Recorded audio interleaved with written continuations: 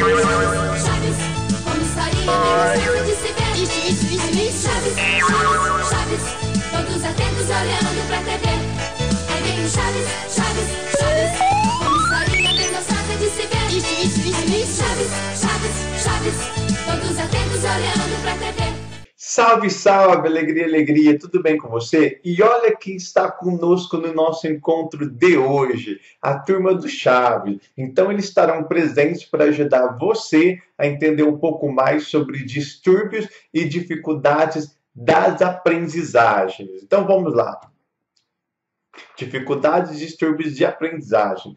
Então, para início de conversa, a gente tem que deixar muito claro que dificuldade de aprendizagem e distúrbio de aprendizagem não tem nada a ver, absolutamente nada a ver, com algum tipo de doença mental. Um distúrbio ou uma dificuldade de aprendizagem é uma situação, muitas vezes, geralmente momentânea. Tudo bem? Então, dificuldade de aprendizagem é uma expressão que se refere a um grupo heterogêneo de distúrbios manifestado por dificuldades intensas na aquisição e utilização da compreensão auditiva, da fala, da leitura, da escrita e do raciocínio matemático. Lembrando que o encontro de hoje trabalha muito na área de psicologia da educação. Então, muitas vezes se chama de dificuldade de aprendizagem, é basicamente dificuldade de ensino ou distúrbio de escolaridade. E é isso mesmo. Tem muitos professores que pedem para que os seus alunos sejam encaminhados para um psicólogo, porque acredita que aquele aluno seja hiperativo. Na verdade, muitas vezes o problema está no quê? No próprio professor. Muitos alunos são encaminhados para vários lugares, para conselhos, psicólogos, assistentes sociais, taxados de hiperativos. Mas, na verdade, o problema está muito mais no trabalho do professor do que propriamente no aprendizado do aluno. O distúrbio de escolaridade depende basicamente da motivação. Cada indivíduo aprende de uma forma diferente conforme seu canal perceptivo preferencial. Então, o que acontece? Como estamos plenamente numa era de extrema tecnologia, muitas vezes aquele trabalho ainda monótono do professor causa um desconforto no aluno, que vai fazer o quê? A primeira coisa que vai pegar é o seu celular e começar a jogar, entrar no MSN, no Facebook, mandar mensagem pelo WhatsApp. Então, muitas vezes, essa inquietude do aluno nada mais é que um reflexo da própria prática docente, né, do professor. Bom, e o que seria, na verdade, então, esclarecendo que não tem nada a ver distúrbio de aprendizagem, dificuldade com deficiência mental, o que seria esse distúrbio de aprendizagem? Designa que crianças que apresentam dificuldade de aquisição de matéria teórica, embora apresentem inteligência normal e não demonstrem desfavorecimento nem físico, nem emocional e nem social. Só relembrando que várias personalidades ao longo da história tiveram distúrbio de aprendizagem e eram gênios, verdadeiros gênios. Então, o distúrbio da aprendizagem é uma dificuldade que se apresenta em uma ou outra área, mas não tem nada a ver isso com a capacidade cognitiva de inteligência da pessoa. Segundo essa definição, as crianças portadoras de distúrbio de aprendizagem não são incapazes de aprender, tá vendo? Pois os distúrbios não são uma deficiência irreversível, mas uma forma de imaturidade que requer atenção e métodos de ensino apropriados. Os distúrbios de aprendizagem não devem ser confundidos com deficiência mental. Então, para início de conversa, já deixando claro nesse encontro, para a gente não confundir distúrbio, dificuldade de aprendizagem com deficiência mental ou com algum aspecto de deficiência cognitiva, que o aluno é taxado muitas vezes de burro, nada disso. Deficiência mental, se você for analisar até a própria expressão em termos filosóficos, todos nós temos uma deficiência de aprendizagem. Todos nós apresentamos dificuldade e deficiências em determinadas áreas. Algumas mais leves, outras mais moderadas e outras mais graves. Tudo bem? E quando alguma criança tem um distúrbio de aprendizagem? Quando a gente pode diagnosticar que determinada criança está apresentando um distúrbio ou uma dificuldade na sua aprendizagem, deixando claro, descartando a possibilidade de que o problema não esteja no trabalho docente. Vamos lá? Dois pontos. Primeiro, quando a criança não apresenta um desempenho compatível com sua idade, quando lhes são fornecidas experiências de aprendizagem apropriada. Então, a primeira coisa que a gente tem que descartar é o trabalho do professor. O trabalho do professor é um trabalho de qualidade, é um trabalho justo, a experiência de aprendizagem está sendo feita corretamente pelo professor? Tudo bem, agora a gente tem que pensar no segundo ponto. A criança apresenta um desempenho compatível com sua idade? Descartando o trabalho do professor estando ok, a gente tem que pensar o quê? Se a criança não está tendo desempenho compatível com a sua idade, pode ser que ela esteja tendo um distúrbio ou uma dificuldade. Segundo ponto, quando a criança apresenta discrepância, diferença entre seu desempenho e sua habilidade intelectual, ou seja, como se a criança pudesse andar numa Ferrari, só que ela está andando de fusquinha. É como se ela estivesse dando 1, 10, 15% da sua real capacidade intelectual. Em uma ou mais das seguintes áreas: expressão oral, escrita, compreensão de ordens orais, habilidade de leitura e compreensão de cálculo e raciocínio matemático. Então, portanto, descartando o trabalho do professor, dois aspectos têm que ser averiguados. Primeiro, se a criança está em desenvolvimento de acordo com a sua faixa etária. Segundo, se ela está em desenvolvimento de acordo com a sua capacidade intelectual. Observado esses dois pontos, se o parecer for negativo, talvez, muito provavelmente, a criança está passando por um distúrbio de aprendizagem ou uma dificuldade acentuada em uma ou mais áreas. Além disso, alguns psicólogos, eles costumam elencar mais 4 itens para você dizer se a criança ou adolescente está passando por um distúrbio. Quais são eles? A. Apresentar problemas de aprendizagem em uma ou mais áreas. B. Apresentar uma discrepância significativa entre seu potencial e seu desempenho real. Até isso nós vimos. Agora, o item C e o D. Apresentar um desempenho irregular, isto é, a criança tem desempenho satisfatório e insatisfatório alternadamente no mesmo tipo de tarefa. Ou seja, a criança é como se fosse uma gangorra, uma montanha-russa. Ora ela apresenta um desempenho satisfatório, ora ela apresenta um desempenho insatisfatório. Isso pode ser, junto com os outros 2 sinais iniciais que vimos, um sinal de distúrbio de aprendizagem. E item D. O problema de aprendizagem não é devido a deficiências visuais, auditivas, nem às carências mentais ou culturais, nem problemas emocionais. Ou seja, um deficiente auditivo não significa que ele vai possuir uma deficiência, um distúrbio de aprendizagem. Um cego não significa que ele possui um distúrbio de aprendizagem. Isso são limitações que ele possui. Então, a gente não deve confundir, mais uma vez, distúrbio e dificuldade de aprendizagem com algum tipo de deficiência. Agora, nós iremos refletir, com a ajuda da turma do Chaves, sobre 12 distúrbios de aprendizagem mais conhecidos. Então, a gente, através da reflexão de alguns trechos do seriado do Chaves, a gente vai tentar identificar 12 distúrbios de aprendizagens que são os mais conhecidos nos dias atuais. Então, vamos lá, ó. O primeiro é a dislexia. A dislexia é conhecidíssima, né? Então, é só um detalhe, muito disléxico, que a gente vai ver daqui a pouco, eram gênios e foram gênios. Então, a dislexia refere-se à falha no processamento da habilidade da leitura e da escrita durante o seu desenvolvimento. É um atraso no desenvolvimento ou a diminuição em traduzir sons em símbolos gráficos e compreender qualquer material escrito. São de 3 tipos: visual, fonológica e mista. Então, o dislexo ele tem a dificuldade de, na hora de elaborar frases ou algumas sentenças, ele troca. Por exemplo, em vez de ele escrever a minha casa amarela, ele escreve a minha amarela casa. Só que com o trabalho educativo, com o trabalho sério e específico com qualquer criança ou adolescente com dislexia, ela tem o seu desenvolvimento tranquilo, super tranquilo, normal, não apresenta nenhum problema mental, nada disso. É só um trabalho um pouco mais específico para os disléxicos, que ele vai ter seu desenvolvimento cognitivo escolar numa boa. Olha aqui, agora eu vou colocar para vocês, com a ajuda do seu Madruga, um trecho do seriado Chaves, que para você entender o que seria mais ou menos essa dislexia. Olha que barato, ó. Chiquinha, ai que bom, Chiquinha, vamos ler, vamos ler. Mas, e se trouxer mais notícias?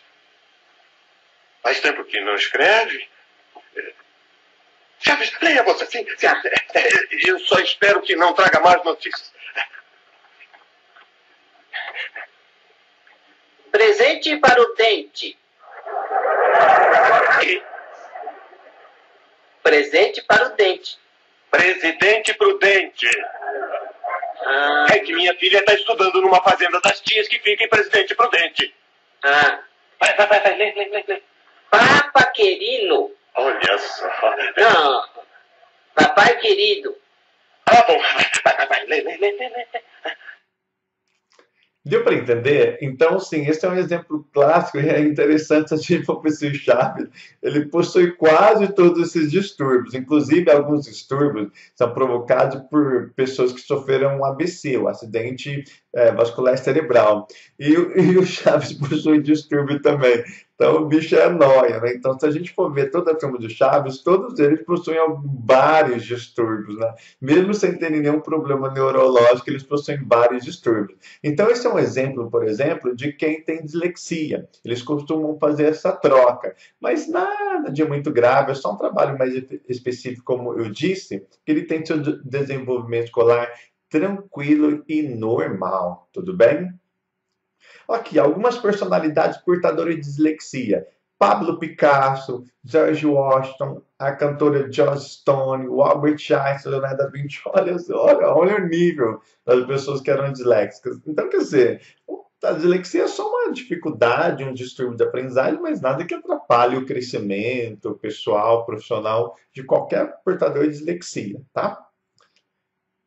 Bom, o segundo distúrbio de aprendizagem que nós temos é a disgrafia. Ela se refere muito à escrita. O que seria? É uma deficiência na linguagem escrita, mais precisamente na qualidade do traçado gráfico, sem comprometimento neurológico ou intelectual. O interessante desses distúrbios é que eles dão cada nome e que no final a gente fala com uma coisa mais simples. Por exemplo, disgrafia é letra feia, aquela velha e boa letra feia. Então, os alunos que você tem, por exemplo, que tem letra feia, não significam que eles têm disgrafia. Eles simplesmente podem ter uma letra feia por relapso mesmo dele. Mas quando você deve observar que essa disgrafia é um sintoma de algum distúrbio. Na disgrafia, também encontramos níveis de inteligência acima da média. Olha que interessante. A letra feia, olha só, a disgrafia está ligada à dificuldade para recordar a grafia correta, para representar um determinado som ouvido ou elaborado mentalmente. Então, se o seu aluno tem letra feia porque escuta ao estabelecer grafia, escuta de uma forma errada, ele escuta, mas não consegue escrever certo, isso é uma coisa. Ele escrever feio porque ele quer escrever feio, porque ele quer escrever correndo, é outra. A criança escreve devagar, retocando as letras e realizando de forma inadequada a união entre as mesmas. Então, uma coisa é a letra feia, outra coisa é um distúrbio que é a disgrafia. Normalmente, as amontoam com o objetivo de esconder os erros ortográficos. Então, a pessoa que tem disgrafia, ela amontoa todas as letras para esconder, né, os erros que ela possui na ortografia.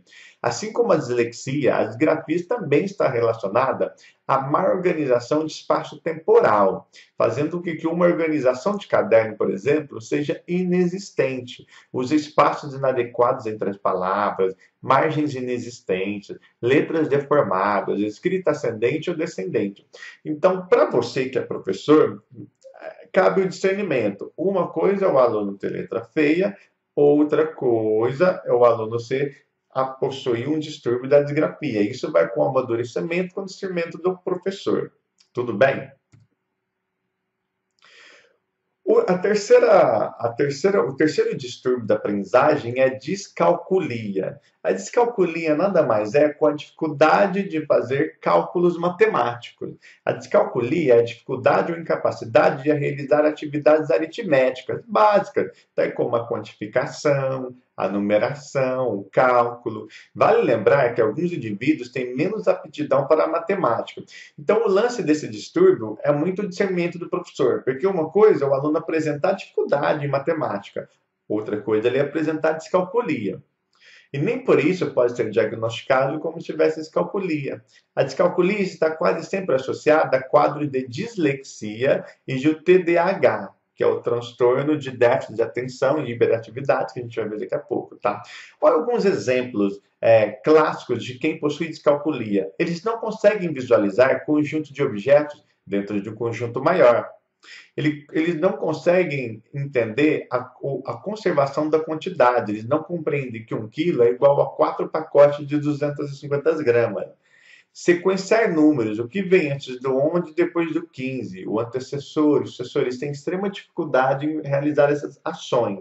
Classificar números, compreender os sinais, as 4 operações básicas, montar operações, entender os princípios da medida, ou seja, isso tudo são ações em que aquele que possui descalculia tem muita dificuldade de realizar.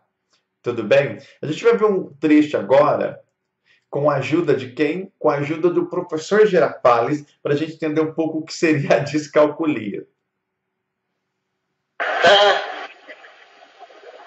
Suponha que eu tenha 4 laranjas. O senhor me dá uma. Isso é apenas uma suposição. As laranjas não existem, é uma suposição. Só supositório. Sim. Supondo que eu tenha 4 laranjas e que eu coma uma. Quantas laranjas me restam? Mas essa é muito fácil mesmo. Faça outra mais difícil. Bom, sim, mas primeiro me responda essa pergunta. Mas essa é muito fácil. Faça outra mais difícil. Está bem, mas primeiro me responda essa, Chaves. Pois, tem 4 laranjas e come uma. Quantas sobraram? Uma mais difícil, vai. Não, me responda essa. Quantas me restam? Mas o senhor tem 4 laranjas. Sim. E aí come uma? Quantas lhe restam? Quantas me restam?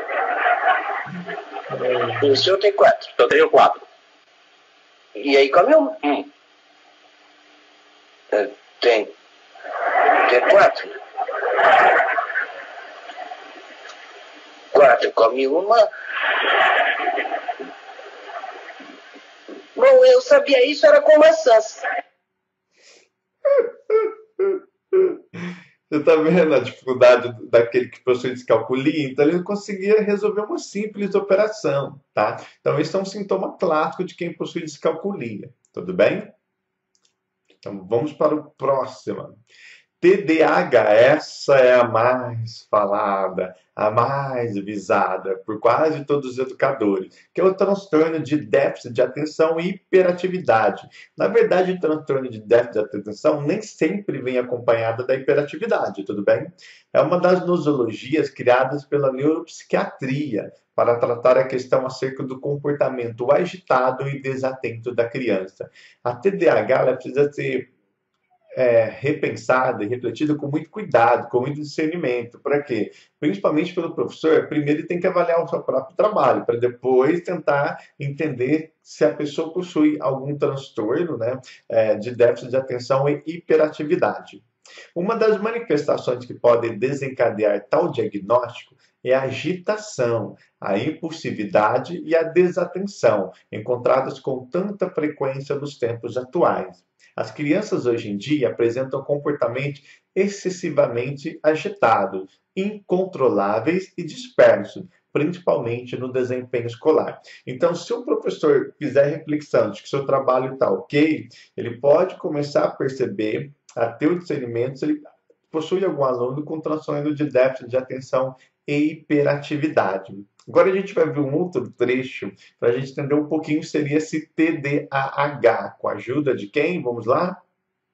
Com a ajuda da Dona Florinda. Vamos ter uma festinha. Ai, que bom, nós vamos ter uma festinha. Vamos ter muita gente.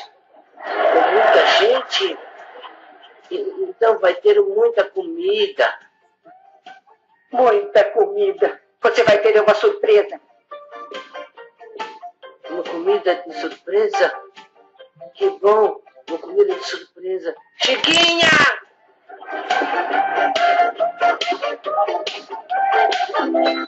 Quando o Chaves começa a fazer esse gesto, chutar praticamente o ar, ele está tendo um sintoma o quê? De TDAH, ou seja, um transtorno altamente de hiperatividade. Então a gente deve sempre refletir. Esse ser hiperativo, ele muitas vezes é hiperativo por si só, ou ele é hiperativo a partir de uma situação que é colocada, que é trabalhada, que é dada. Tudo bem? Então vamos para o próximo.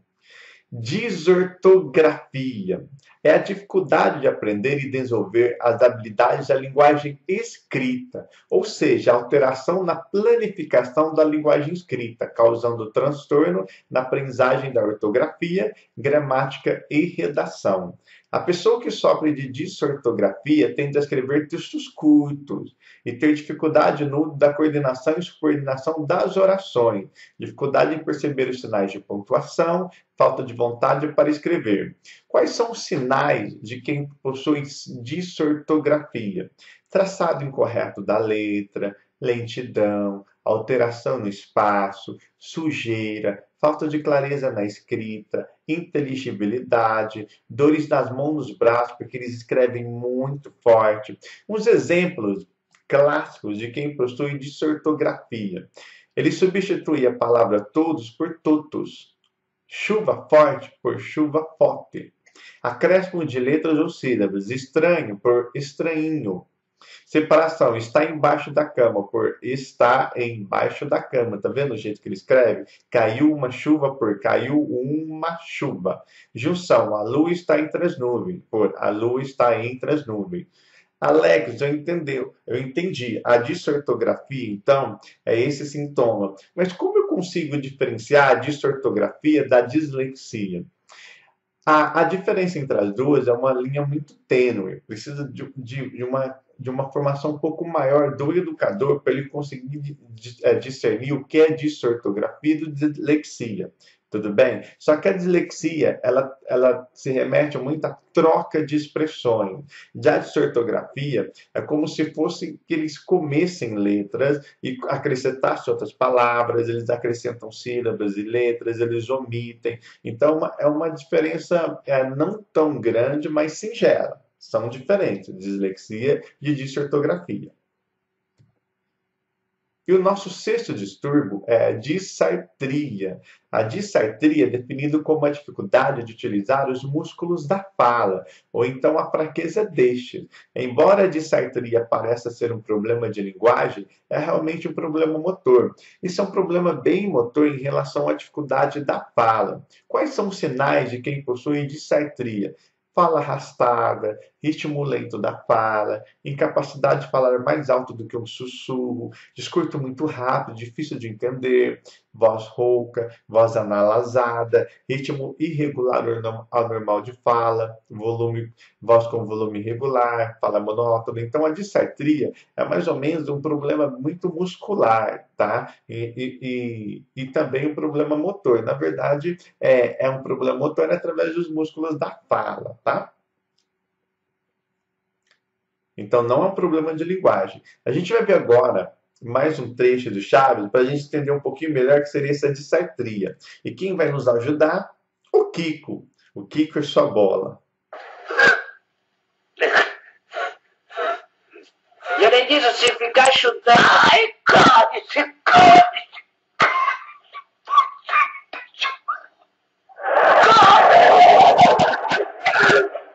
Ninguém tem paciência comigo. Você viu que a fala dele começou rouca, ela perdeu a voz, depois ele saiu um pouco da voz anterior. Isso, então, são sintomas de quem possui a disartria. Tanta coisa aqui que eu preciso rever os nomes, se eu não me esqueço aqui. Então, a disartria é isso, essa dificuldade na utilização de um problema motor dos músculos da fala. Tudo bem? Então vamos aqui para o próximo. A dispraxia.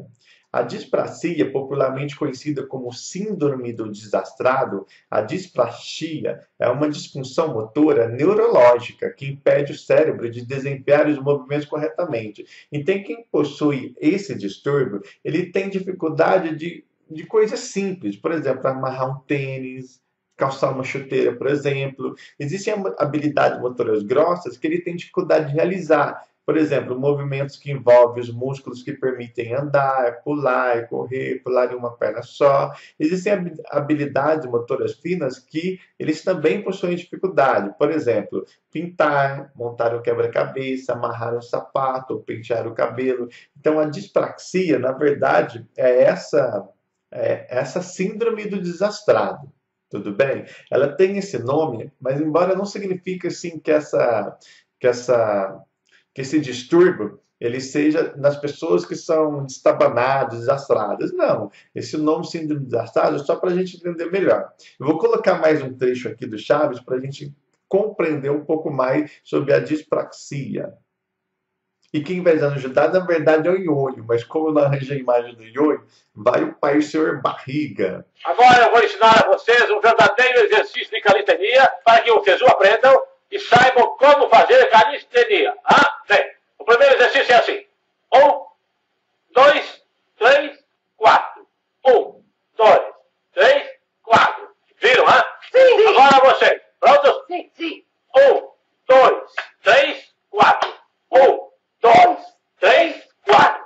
1, 2, 3, 4. Espere um momentinho. Ionho, por que você não está fazendo o exercício? Não posso. Vem cá. Vem comigo. Você pode, Ionho? Pode sim, veja. Olha, eu vou te ajudar. Então, a dispraxia, mais ou menos, é isso que o Ionho fez. Ele não conseguia realizar um exercício básico, né, muito simples. Tudo bem? Então, vamos para o próximo distúrbio. A dislalia. Bom, quando eu vi a dislalia, eu confesso que eu não sabia o que era. Depois de estudar um pouco para montar esse encontro para vocês, eu vi que a dislalia, na verdade, é aquela doença do Cebolinha. Como ninguém na turma do Chaves tem a doença do Cebolinha, né? A síndrome, o distúrbio de Cebolinha, eu coloquei a imagem para você lembrar. Esse distúrbio na fala é o que encontramos no personagem da Turma da Mônica. Você que é algum portador de dislalia, pode dizer que o mais famoso deles é o personagem de Maurício de Souza, o Cebolinha, conhecido por trocar a letra R por L, além de roubar o coelhinho da Mônica. Esse é um caso clássico de dislalia, um distúrbio da fala, caracterizado pela dificuldade de articular as palavras e pela má pronunciação, seja omitindo, acrescentando, trocando ou distorcendo os fonemas. Então, a dislalia nada mais é do que você muitas vezes trocar o R pelo L, e lembremos sempre do clássico personagem da Turma da Mônica, o Cebolinha. Tudo bem? E o próximo é disfemia, que nada mais é do que a gagueira. Como ninguém da Turma do Chaves é gago, que eu me lembre, eu coloquei a imagem do gaguinho, tá? A disfemia é um distúrbio que provoca dificuldade em se expressar por meio da fala, conhecido popularmente como gagueira. A disfemia é um problema que ocorre principalmente em mulheres. Caracteriza-se por interrupções bruscas na fala. Normalmente, crianças de até 4 anos apresentam um período de disfemia, provocados pela combinação de diversos fatores associados ao desenvolvimento da fala e à rapidez com que as informações são processadas, fazendo com que a fala não consiga acompanhar, transmitir com tanta rapidez as informações encaminhadas pela mente ou pelo cérebro. Tudo bem? Então não tem muita dificuldade, né? Tanto a dislalia do Cebolinha como a disfemia do gago, do gaguinho. Agora a gente vai ver, por último, alguns distúrbios que surgem principalmente após um acidente vascular cerebral, tá? O famoso AVC. O principal deles é a calculia, que é muito parecido com a discalculia, só que a calculia atinge de uma maneira um pouco mais severa e principalmente após algum dano cerebral. Então, a calculia ocorre quando o indivíduo após sofrer lesão cerebral, com um acidente vascular cerebral ou um traumatismo craniano encefálico, perde as habilidades matemáticas já adquiridas. Então, essa é um pouco a diferença da calculia com a descalculia. A calculia, o sujeito ele já sabia matemática, ele perde em decorrência de um acidente. A perda ocorre em níveis muito variados para a realização de cálculos matemáticos. Alguns têm uma perda leve, outras moderadas, outras possuem uma perda muito severa desses cálculos matemáticos. 11º distúrbio, a afasia. A afasia, na verdade, é uma deterioração da função da linguagem falada e escrita. E ela comete pessoas, ela chega até as pessoas que sofreram algum traumatismo, algum problema em relação ao seu cérebro. É caracterizada pela dificuldade de nomear pessoas e objetos. Então, quando a pessoa possui algum dano cerebral, ela muitas vezes pode adquirir a afasia, que é a dificuldade de nomear pessoas, objetos, tudo bem? A principal causa da afasia é o acidente vascular cerebral. Deste modo, essa patologia provavelmente é a maior sequela ou limitação do ponto de vista pessoal, social e econômico. É verdade. A afasia ela é muito grave porque ela representa um certo desconforto, porque a pessoa simplesmente esquece, como se fosse uma perda de memória. Tudo bem? Eu vou colocar aqui para você um trecho do Chaves. Bem, vamos ver os desenhos. Este aqui é muito interessante. O que representa? Professor, representa um tabuleiro de xadrez para principiantes. Muito bem. Vejamos o próximo. Esse é esse é meu. o Chaves. Bom, esse aqui é fácil de entender. Isso aqui é um peão, não é? Não. É um sorvete de baunilha. Não. Um sorvete de chocolate? Não é sorvete de nada. Nem de morango? Não. De limão? De cebola? É um sorvete tipo italiano? Não seja tonto, não é sorvete nada. Isso é um lápis. Só que já apontaram ele muitas vezes. O lápis que foi apontado muitas vezes. Com imaginação, não é? Não, com apontador. Por isso que tá redondinho aí. Sim, claro. Engraçado, não? Então, esse trecho aqui, eles nos mostra muito como é uma pessoa que sofreu esse dano, né, de não lembrar, nomear pessoas e objetos, que é a afasia, tudo bem? E a última, que é a aprasia. A aprasia é uma condição neurológica em que a pessoa é incapaz de realizar voluntariamente movimentos motores, mesmo que ela saiba que tem que ser realizado, mesmo que ela saiba como realizá-lo, em que seus músculos estejam normais e ela saiba como fazer o movimento. Quais são os sintomas da aprasia? Distorcer e repetir palavras ou sons, ou ficar sem fala, dificuldade em pronunciar a palavra certa, maior dificuldade em dizer palavras mais compridas, melhor capacidade de escrever do que falar, uso excessivo de formas não verbais de comunicação e problema com coordenação e habilidades motoras finas. Lembrando que esse é um distúrbio principalmente que acomete pessoas que já sofreram algum dano cerebral. Tudo bem? Agora a gente vai começar a analisar 10 exercícios sobre esses distúrbios de dificuldade de aprendizagem. Vamos lá? Primeiro exercício, Fundação Carlos Chagas. É um transtorno de aprendizagem da leitura que acomete escolares, apesar da presença da inteligência normal, da ausência de problemas sensoriais, de instrução escolar adequada e de oportunidades socioculturais suficientes. Corresponde ao conceito apresentado: distúrbio de linguagem, afasia infantil, dificuldade de aprendizagem, dislexia ou distúrbio gnósico viscoespacial. Na verdade, isso tudo aqui é a definição clássica de dislexia. Então, dislexia é um transtorno de aprendizagem da leitura que acomete pessoas que estão na escola, apesar da inteligência normal. Lembra que Leonardo da Vinci, Einstein eram dislexos, da ausência de problemas sensoriais, de instrução escolar adequada e de oportunidades socioculturais suficientes. Então, é uma definição clássica de quem possui o quê? Dislexia. Tudo bem? Isso. Vamos lá. Exercício número 2. Funiversa, para psicólogo, tá? Em alguns sistemas de ensino do país, o processo de avaliação e diagnóstico de crianças e jovens que apresentam alguma dificuldade escolar é uma das atribuições de psicólogo escolar. Nesses casos, o registro formal desta avaliação, em forma de relatório ou parecer, sintetiza informações e indicações para que o estudante seja encaminhado e acompanhado em suas dificuldades pelos diversos programas e serviços do sistema de ensino. Considerando com base na perspectiva crítica atual da atuação da psicologia escolar, que o conteúdo informativo do relatório do psicodiagnóstico orienta o atendimento educacional e pedagógico mais adequado para o estudante avaliado, assinale a alternativa que apresenta corretamente os aspectos mais importantes a serem relatados para que o psicodiagnóstico seja bem compreendido. Então vamos lá, ó. O que esse psicodiagnóstico ele deve conter de valor, de coisa boa?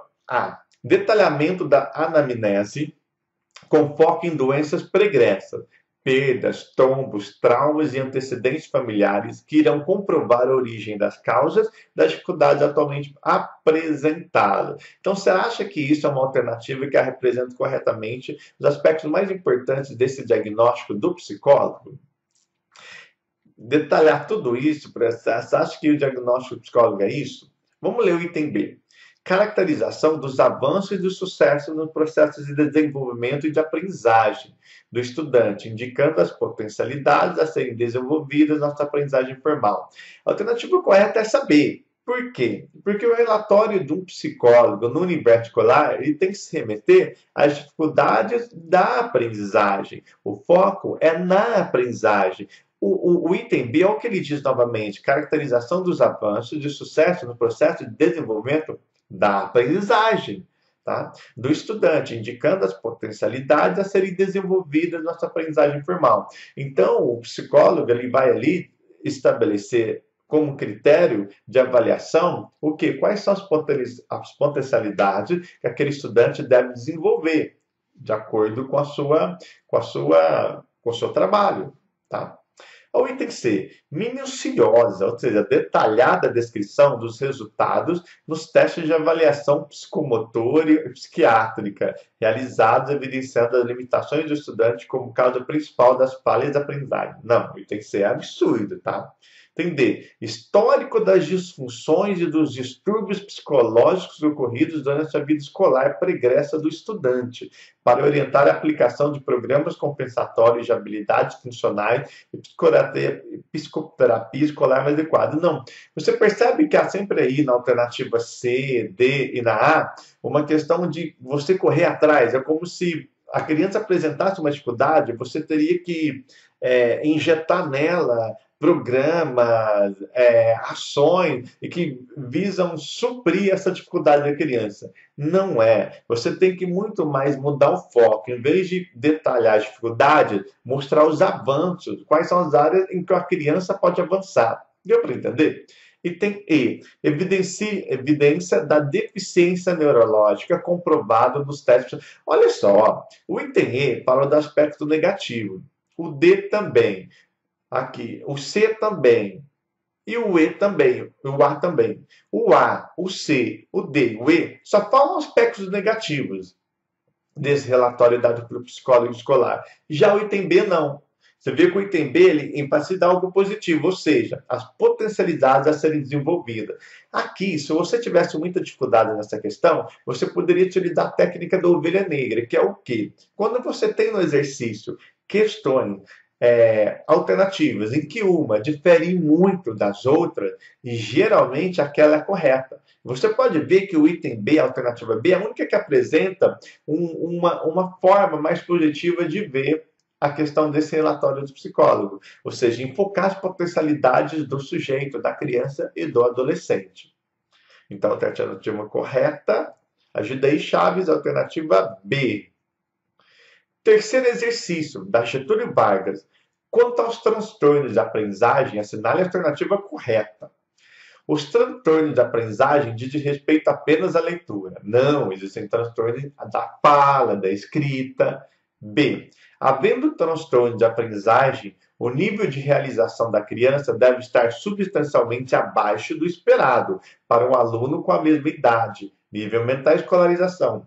É isso, tá? Um transtorno de aprendizagem é o quê? É o nível mais abaixo de um que o aluno poderia render. Ele está rendendo menos, lembra? Ele está andando como um Fusca, podendo andar como uma Ferrari. Então, a alternativa B é correta. Tá. Mas vamos ver o item C. Não se pode suspeitar do diagnóstico de transtorno de aprendizagem antes do início do segundo segmento do ensino fundamental. Nada a ver, esse transtorno de aprendizagem ele pode ser observado desde a educação infantil.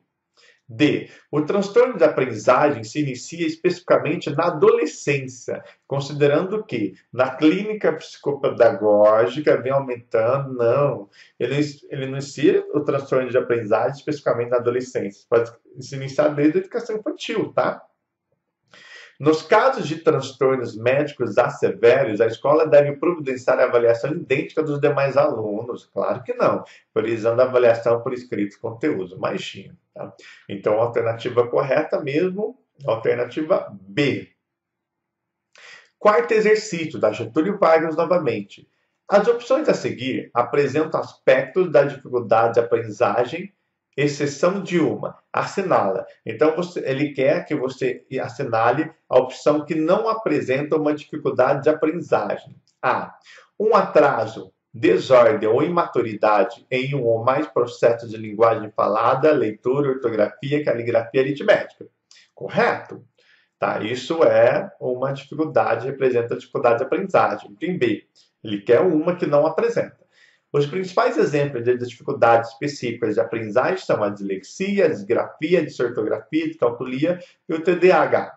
Correto? A gente viu isso. No item C, as estratégias de intervenção devem se basear no enriquecimento das áreas fortes, sem que haja desencorajamento das áreas. Isso que é interessante, está vendo? Em relação à dificuldade de aprendizagem, você deve priorizar naquilo que ele faz melhor. Lembra do exercício anterior, do terceiro, que fala muito do aspecto negativo? Não. Quando você tem ou apresenta um distúrbio ou uma dificuldade de aprendizagem, você repara isso no aluno, você tem que fazer o quê? Evidenciar a potencialidade que ele tem. Não ficar focando só no distúrbio, só na dificuldade, tá? D. A dificuldade de aprendizagem surge em indivíduos que apresentam lesão cerebral. Não. A dificuldade de aprendizagem não surge só em indivíduos que apresentam lesão cerebral. Algumas dificuldades, sim. Alguns distúrbios, sim, mas não todos. Então, a alternativa a ser assinalada seria essa D. Ela que está errada, tá? E os problemas de aprendizagem são dependentes do momento de aprendizagem escolar. Isso é muito interessante. Muitas vezes o aluno apresenta uma dificuldade, um distúrbio de aprendizagem em uma escola, só que em outra, aquele distúrbio, aquela dificuldade pode se acentuar ou pode diminuir.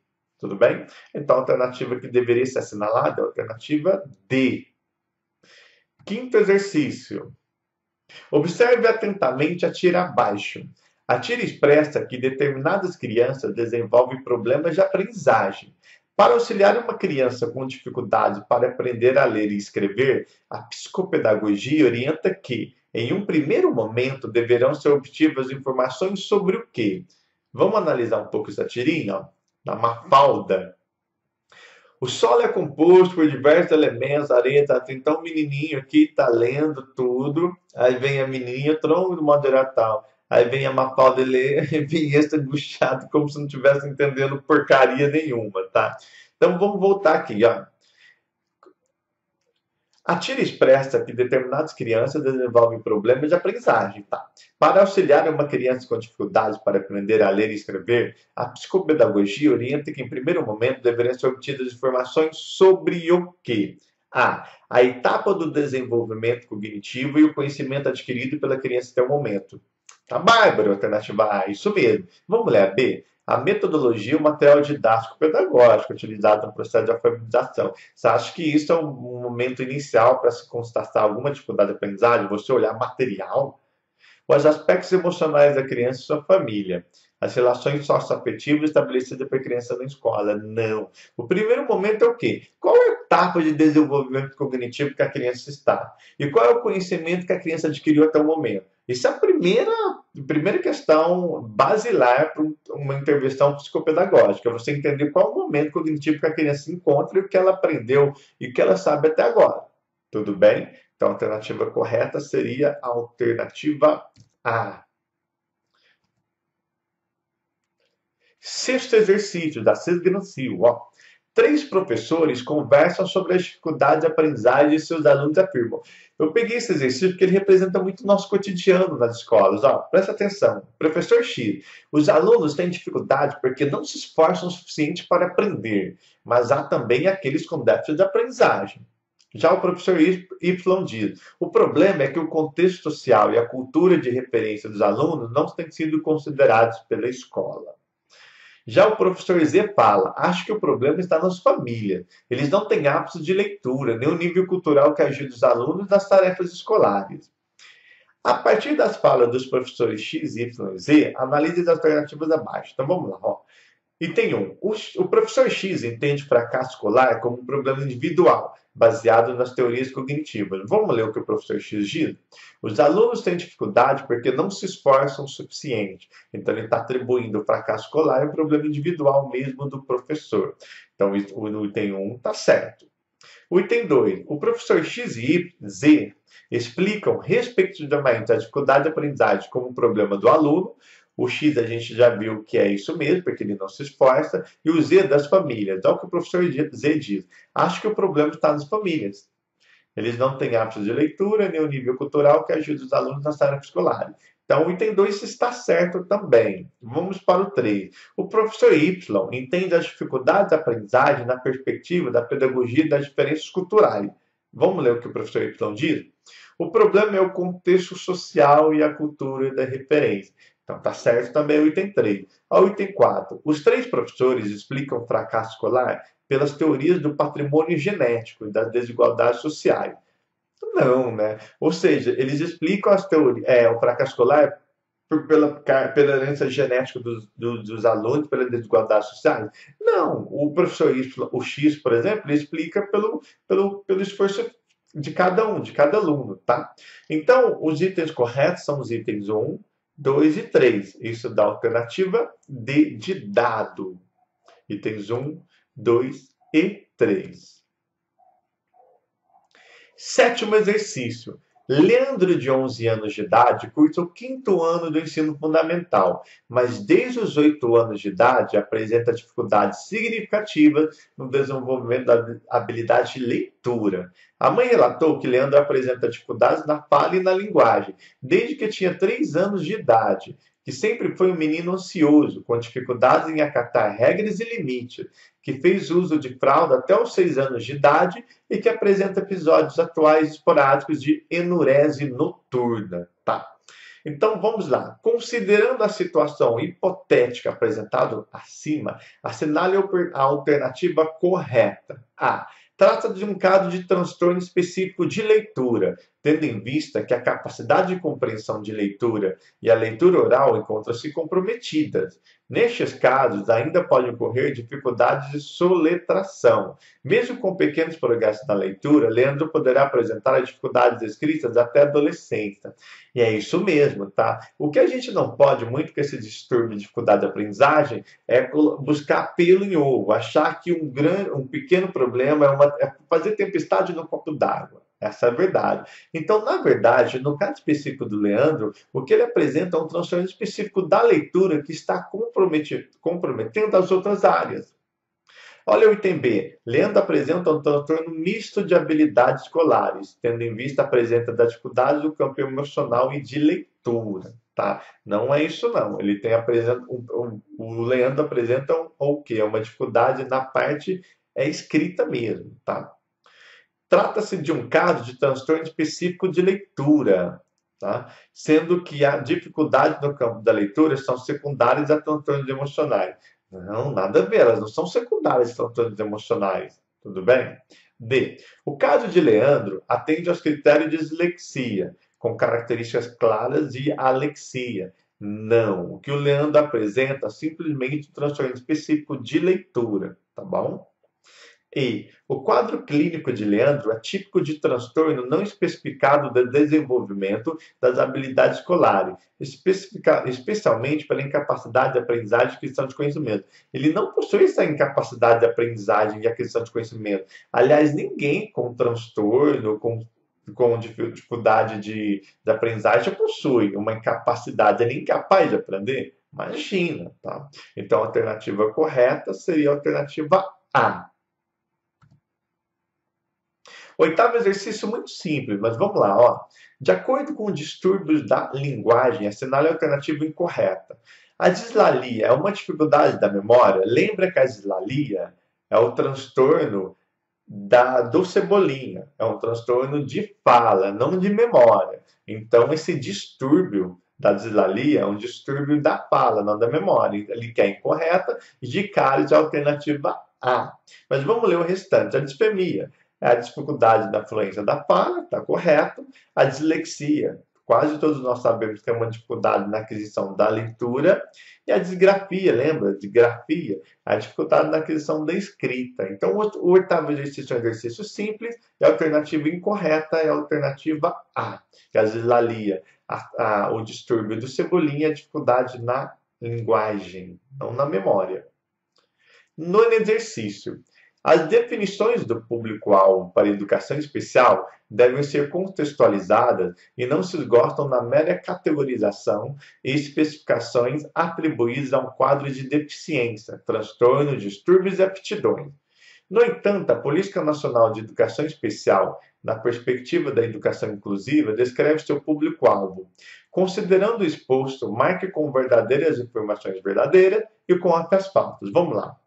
Considere seu aluno com deficiência aqueles que têm impedimentos de longo prazo de natureza física, mental, intelectual ou sensorial, que em interação com diversas barreiras podem ter restringido sua participação plena e efetiva na escola e na sociedade.